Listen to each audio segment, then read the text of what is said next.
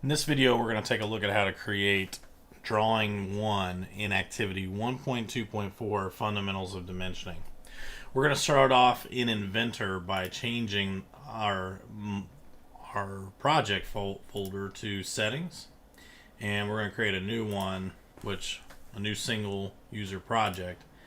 We'll go ahead and name this to be Dimensioning. Pressing the ellipse button here, I'm going to find in my documents, here's my PLTWID folder, and inside of this folder we're going to say make new folder, and we'll go ahead and call it activity 1.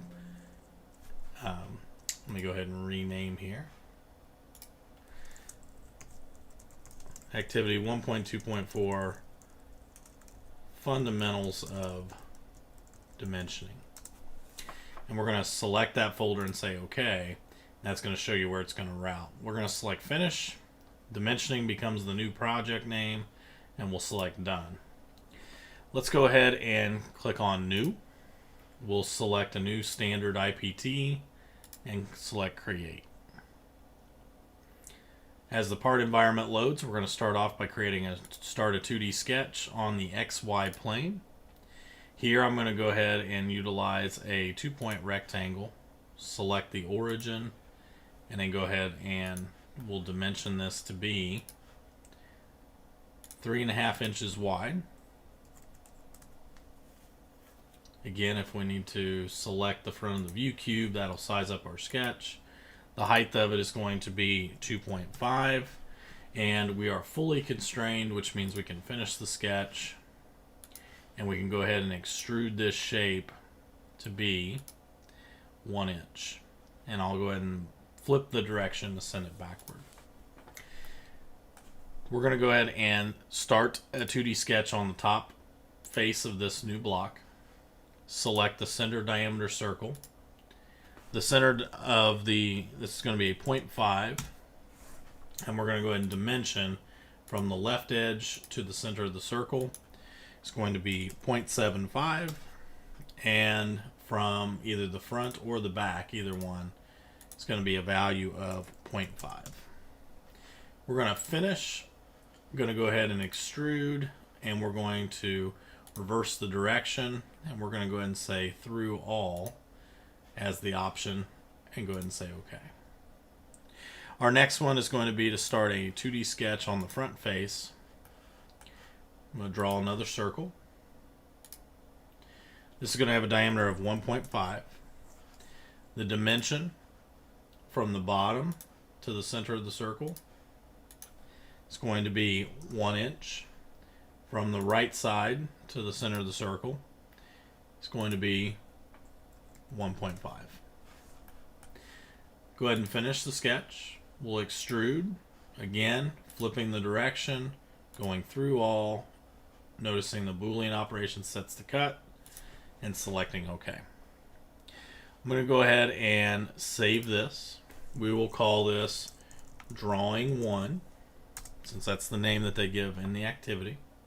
And what we're going to end up doing is we're going to go ahead and go up here to the New button, and we're going to select under our drawing templates now. So we've already created a custom template in a previous video. I'm going to go ahead and select IDA title block and select Create. It's going to ask me for a prompt for the drawing name. We're going to go ahead and say Drawing 1 Drawing. Select OK. It's going to bring up our base view. So once we select base, we can go ahead and place this here. We may want to go to a half scale, or even 1:1 would be probably fine, since we're going to probably fit another view on here. I'm going to click to place the top view, and then I'll click diagonally to place an isometric view. I'm going to go ahead and select OK. It's going to put our hidden lines in. I can kind of rearrange these drawings here, these views. I'm going to double click on the isometric view. We're going to change the scale down to a 1/2, and I'm going to go ahead and choose the option for shaded, so that way we have that there. So there's where that will live. A couple things that we will want to make sure to do as we get ready is we're going to go ahead and go to the Annotate tab. We're going to choose the center mark option. select the two circles. Right above that, up to the upper right, is the center line bisector. I'm going to click on the two hidden lines. Same thing here for this hole. And we're going to add those center lines in. In order to dimension this drawing, I'm going to go ahead and, if we need to make some adjustments to the views, it might be worth actually double clicking. And on the scale, let's go ahead and go to a 3:4 scale. That actually looks a little bit better, and I think it's going to fit a lot better as well. So I've also got a plan for the dimensioning. So I'm going to go up here to the Dimension tool. While we're on the Annotate tab, go to Dimension. And let's go ahead and choose here on the corners. We're going to do a 3.5 for our width, 2.5 for the height, and on our depth, we'll go for 1 inch there. As we go and take a look at our holes, I'm going to go ahead and zoom in here. From the edge to the center point here, we're going to go 0.75. From the front to the center, we're going to go 0.5. And I'm going to click on the outside edge to get the diameter, and we'll place that right there. Same thing for our larger hole. From the bottom to the center mark, 1 inch.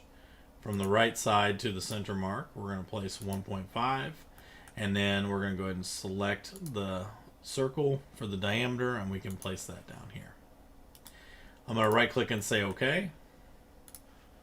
This is now going to finish out not only drawing 1, and we do want to make sure we click save.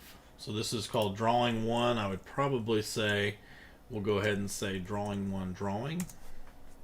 Click save. And with that, this finishes out how to complete drawing number 1 for activity 1.2.4, Fundamentals of Dimensioning.